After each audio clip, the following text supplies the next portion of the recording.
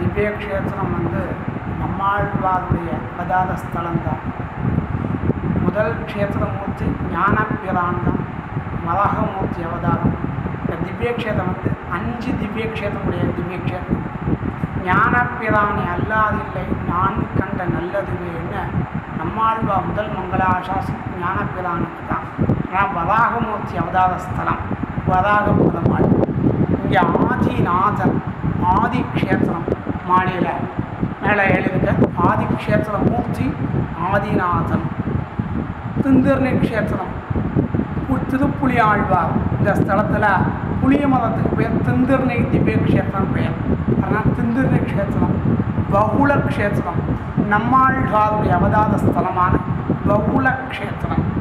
தாந்தன்கிற விஷ்ணு பக்தனுக்கு எம்பெருமான் இந்த ஸ்தலத்தில் மோட்சம் கொடுத்துருக்காரு.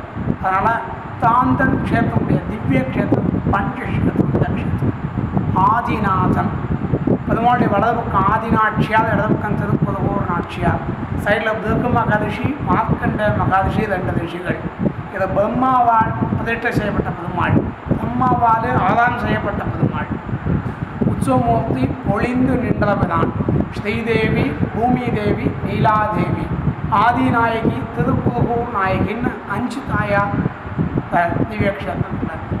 இந்த க்ஷேத்திரத்தில் நம்மாழ்வாருடைய அவதார ஸ்தலம் முக்கியத்துவமானது. இந்த யுகம் கலியுகம். கலியுகத்தில் ராமர்தான் நம்மாழ்வாராகவும், அவருடைய தம்பி லக்ஷ்மணர்தான் புலிமரமாகவும், மகிழம்பூதான் சீதையாக அவதாரம். சுவாமி நம்மாழ்வார் 5000 வருஷத்துக்கு முன்னக்கூட்டே 32 வருஷங்கள் வாழ்ந்த திவ்ய க்ஷேத்திரம் திவ்ய க்ஷேத்திரம். அதில் 14 வருஷம் உட்காந்து புளியமரத்தில் உட்காந்து தியானம் பண்ணுறார். மிச்சம் 14 வருஷம் எல்லா எம்பெருமானையும் பற்றி மங்களாசாசனம் பண்ணுறார். அது விசேஷமானது.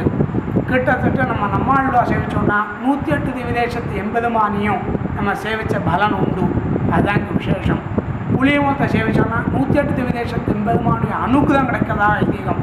என்ன காரணம்னா நம்மாழ்வார்ட்ட 108 திவ்யதேசத்து எம்பெருமானையும் என்ன பாடு என் ஊரை பற்றி பாடு சொல்லி கேட்டு வாங்கிட்டு போன இடம் இந்த இடம்.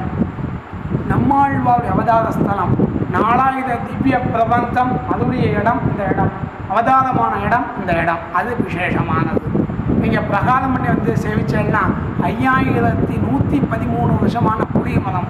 புளியமரம் பூ பூக்கும், காயாக்கும், பழம் பழுக்காது, நைட்டானால் இலை மூடாது, முழங்கா புளின்னு சொல்கிறது. அதில் சுவாமி நம்மாழ்வார் உட்கார்ந்து தியானம் பண்ண இடம் தான் இந்த இடம். விசேஷமான திவ்ய க்ஷேத்திரம் இந்த திவ்ய க்ஷேத்திரம். இங்கே சேவித்தோம். அதாவது இந்த ஸ்தலத்தை சேவிக்கிறதுக்கு முன்னோர்கள் புண்ணியம் பண்ணியிருந்தால் தான் இந்த திவ்ய க்ஷேத்திரம் சேவிக்கிற பலன் நமக்கு கிடைக்கும். அதான் இங்கே விசேஷம்.